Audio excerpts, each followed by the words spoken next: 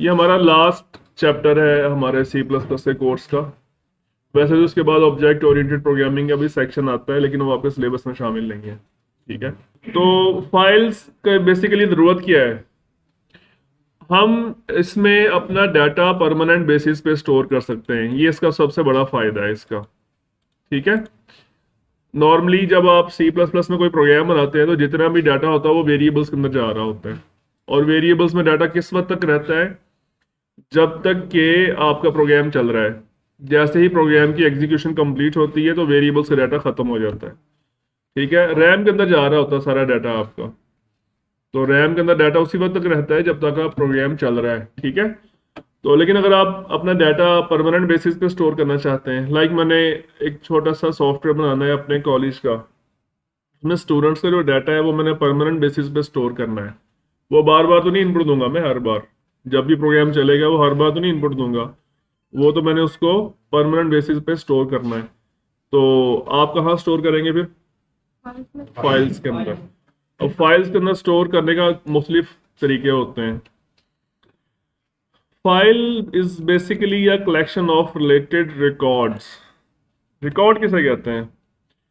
किसी एक एंटिटी के बारे में जो कंप्लीट डेटा होता है उसे हम उसका रिकॉर्ड कहते हैं। लाइक स्टूडेंट का रिकॉर्ड क्या होगा, एक स्टूडेंट का रिकॉर्ड क्या होगा, उसका रोल नंबर, उसका नेम, फादर नेम वगैरह वगैरह, ये सारी डिटेल्स, वो उसका रिकॉर्ड है स्टूडेंट का। फिर सेकंड स्टूडेंट का रिकॉर्ड आएगा, फिर थर्ड का रिकॉर्ड आएगा, एंड सो ऑन। सैकड़ों हजारों स्टूडेंट्स का रिकॉर्ड इसमें आ सकते हैं। यहाँ पे एक चीज मैं मेंशन करता चलूं कि जो प्रॉपर वे है ना डेटाबेस डाटा को परमानेंट स्टोर करने का, वो होता है डेटाबेसेस का। वो फाइल्स में स्टोर नहीं किया जाता। ठीक है। फाइल्स में डाटा स्टोर होता था, ये 1970 के ज़माने की बात है, तब ये काम होता था। उसके बाद से जब से डाटाबेस इन्वेंट हुई है, अब फाइल्स के अंदर डाटा कोई भी स्टोर नहीं करता। बहुत कम, मतलब जो थोड़ा सा डाटा हो, जिसको मतलब जिसमें डाटा ने इंक्रीज होने की सलाहियत नहीं है, वो कुछ डाटा है उसने बढ़ना नहीं है, वो उतना ही रहना है उसने, तो फिर उसको हम फाइल्स के अंदर रख देते हैं। अदरवाइज जहां पे आपको पता है कि ये डाटा मेरा डेली बेसिस पे बढ़ना है, लाइक बैंक का डाटा है, उसके अंदर डेली बेसिस पे ट्रांजैक्शन हो रही होती हैं, 1000 2000 ट्रांजैक्शन डेली बेसिस पे हो रही होती हैं, और वो डेली बेसिस पे डाटा आपका उसका साइज बढ़ रहा होता है, तो वो डेफिनेटली वो फाइल्स के अंदर नहीं जाएगा। फाइल्स में जैसे जैसे डाटा बढ़ता है ना, तो फाइल की स्पीड स्लो होती चली जाती है रीडिंग और राइटिंग की।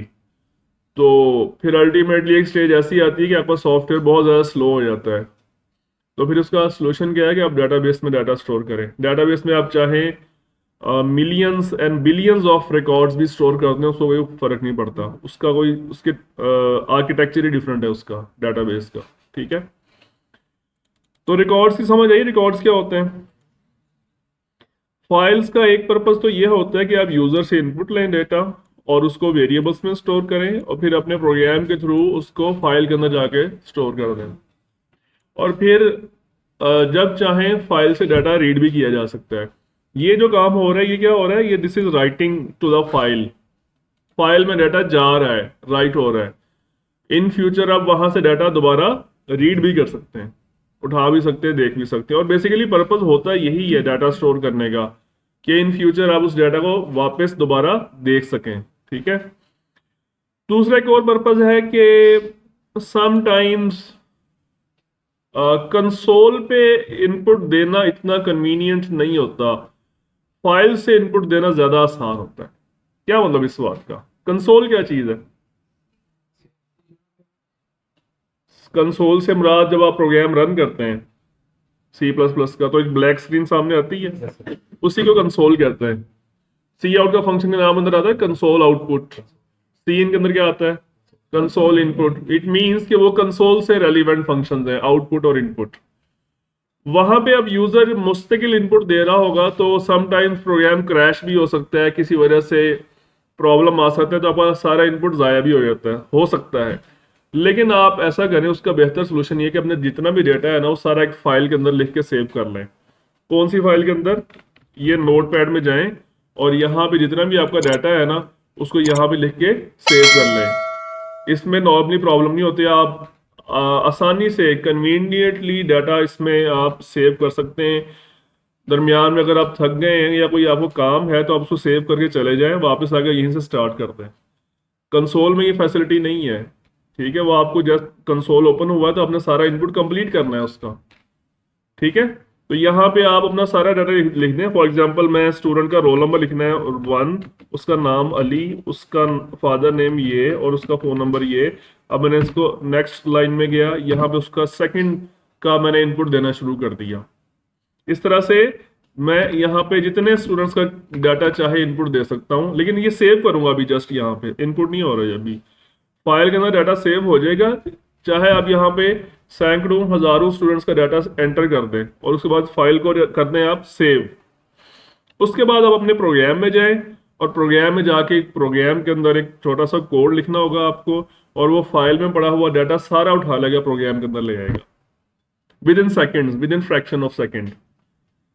ये बात समझ आई है कि बजाय कंसोल पर डायरेक्ट इनपुट देने के आप सारा डाटा कहाँ पे सेव कर लें, फाइल में, और फिर अपना C++ के प्रोग्राम में जाके वहां 2-3 लाइनों का कोड होता है वो लिखें तो वो सारा डाटा उठा के अपना प्रोग्राम में ले जाएगा। तो ये लाइन समझ आई कि आप फाइल से डाटा डायरेक्टली प्रोग्राम में रीड कर सकते हैं, ठीक है। ये हम काम करेंगे, डाटा रीडिंग वाला भी करेंगे और डाटा राइटिंग वाला भी करेंगे, और इसके हम प्रोग्राम्स करेंगे। इसमें टोटल 4 प्रोग्राम्स बनेंगे फाइल्स के। 2 तरह की फाइलें होती हैं इसमें, एक तो होती हैं टेक्स्ट फाइल्स और दूसरी कौन सी होती हैं, बाइनरी फाइल्स। तो इनके नाम से आपको समझ आ रही होगी टेक्स्ट फाइल्स में और बाइनरी फाइल्स में क्या डिफरेंस होगा। अच्छा, टेक्स्ट फाइल्स की क्या होती है, निशानी क्या होती है, उसमें रीडेबल डाटा होता है, मतलब उसको पढ़ा जा सकता है। Like this is text file, इसमें जो डाटा लिखा हुआ है उसको आप पहचान सकते हैं, पढ़ सकते हैं। ये टेक्सचुअल फॉर्मेट में कैरेक्टर्स हैं इसके अंदर। लेकिन बाइनरी फॉर्मेट कौन सा होता है, देखें जरा बाइनरी फॉर्मेट कैसा होता है। 0 फॉर्म से भी खौफनाक किस्म का होता है, देखते हैं वो कैसा होता है। 0-1 तो सिंपल बाइनरी ना, एक मशीन कोड होता है। ये यहाँ पे हमने डाटा रखा था अपना, ये देखें जी, ये है ऑब्जेक्ट फाइल हमारी। जब आप C++ के प्रोग्राम को आप कंपाइल करते हैं तो उसकी ऑब्जेक्ट फाइल बनती है, आपको मैंने समझाया था, ठीक है। So this is binary code, ठीक है, मशीन कोड कह सकते हैं आप। इसमें कहीं कहीं पे आपको टेक्सचुअल डाटा भी नजर आएगा, लेकिन ये आपको जिन्नाती किस्म की चीजें भी नजर आएंगी आपको, ठीक है। ये ऑब्जेक्ट फाइल है, और एक और फाइल होती है एग्जीक्यूशन फाइल, ठीक है। अच्छा, ये तो एग्जीक्यूशन फाइल है। अच्छा, ये मैं इसको टेक्स्ट पैड में ओपन कर रहा हूँ, और ये है जी, देखें आप, this is machine code, pure machine code है ये। और इससे आपका वास्ता पड़ेगा अगर आप लोग 5th सेमेस्टर में पहुंचे तो, ठीक है। This is assembly language code, ठीक है। और अगर आप लोगों ने असेंबली लैंग्वेज इंसानों की तरह पढ़ी तो आप इसकी एक एक लाइन को पहचानेंगे आप इसका मतलब क्या है। मतलब आप इस लेवल पे पहुंच जाएंगे कि आपको पता होगा कि ये क्या चीज़ लिखी हुई है, आपको इसकी ट्रांसलेशन का पता होगा कि ये इसने क्या फंक्शन परफॉर्म करना है जाके, ठीक है। तो अब आपको थोड़ा सा डिफरेंस समझ आया टेक्स्ट फाइल्स का और बाइनरी फाइल्स का, ठीक है। Non readable binary codes, okay, next slide पे चलते हैं। File access methods, first year second year में आप लोगों ने पढ़ा होगा, अगर आप सेकंड ईयर कंप्यूटर साइंस के साथ आए हैं तो 2 तरह के एक्सेस मेथड्स होते हैं। इसको पढ़ने से पहले मुझे ये बताएं, किसी ने रोबोट मूवी देखी है?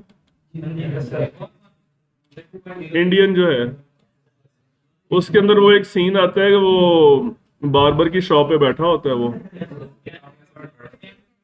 हाँ, वो यही काम कर रहा होता है, सीक्वेंशियल एक्सेस मेथड और रैंडम एक्सेस मेथड।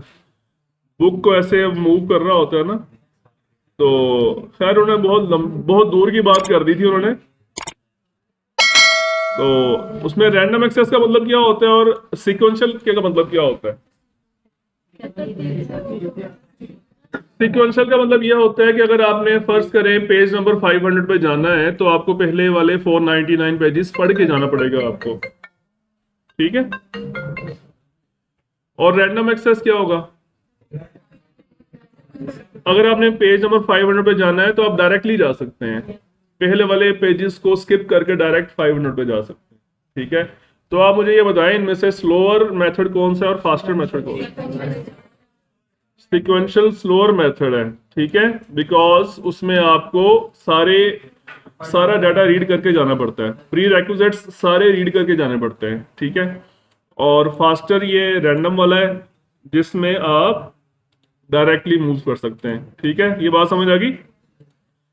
नॉर्मली जो आपकी जो टेक्स्ट फाइल्स होती हैं ये सीक्वेंशियल फाइल्स होती हैं और जो बाइनरी फाइल्स होती हैं ये रैंडम एक्सेस होती हैं, ठीक है। फिर इसमें एक और होती है स्पेशलिटी टेक्स्ट फाइल्स की कि इसमें क्या होते हैं जो जो इसका एडवांटेज है रैंडम के ऊपर, ये दोनों इसके डिसएडवांटेज हैं सीक्वेंशियल के और ये एडवांटेज हैं रैंडम के। लेकिन ये तीसरी जो बात लिखी हुई है ये है एडवांटेज सीक्वेंशियल का। जी, इसका फायदा क्या है कि इसमें जो रिकॉर्ड्स की लेंथ होती है वो वेरिएबल होती है और यहाँ पे क्या रिकॉर्ड्स की लेंथ क्या होती है? फिक्स लेंथ होती है। अब इसका क्या मतलब है? वेरिएबल का मतलब है कि वो चेंजेबल है, फिक्स का मतलब है। अब इसमें बज़ाहिर तो ये आपको बेहतर लग रहा होगा कि ये फिक्स लेंथ है, ये वेरिएबल लेंथ है।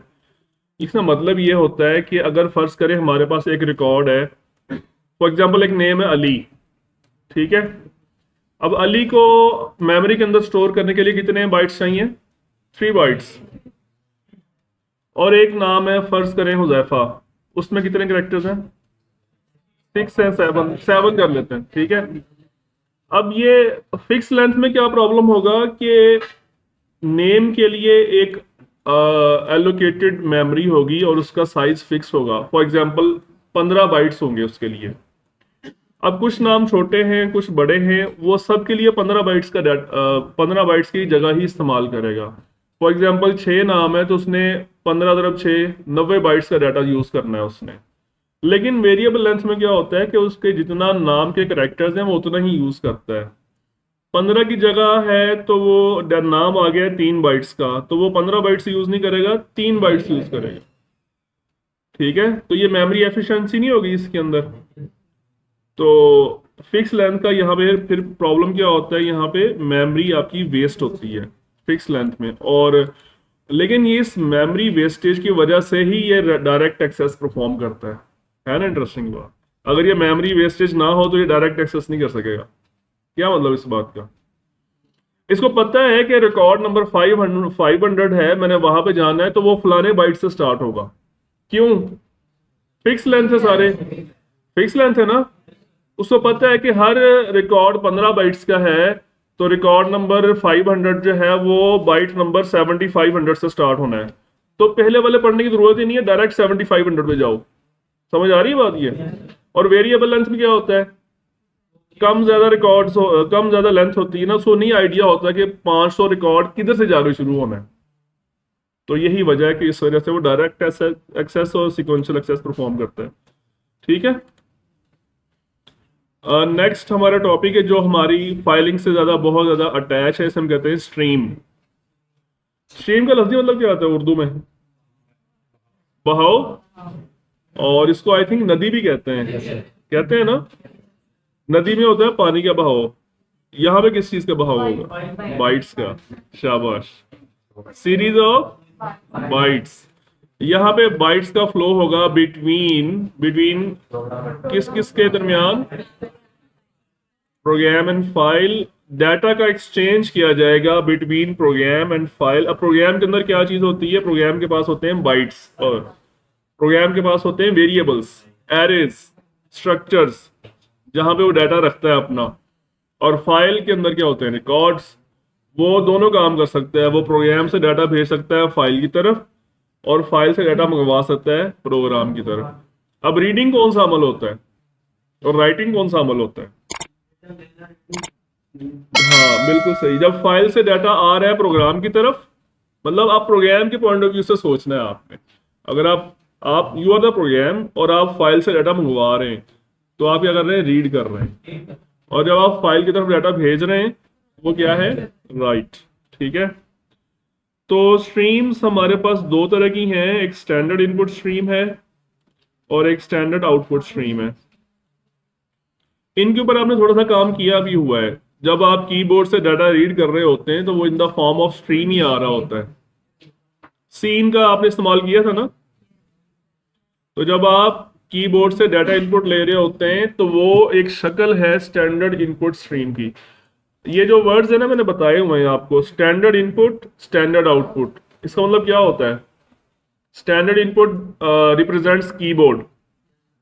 कीबोर्ड से जो भी आप इनपुट ले रहे होते हैं उसको हम स्टैंडर्ड इनपुट कहते हैं। और standard output refers to monitor. Monitor की तरफ जो भी आउटपुट जा रहा होता है वो स्टैंडर्ड आउटपुट। क्या स्टैंडर्ड इनपुट के अलावा कोई और इनपुट भी हो सकता है, कहीं किसी और डिवाइस से भी इनपुट लिया जा सकता है।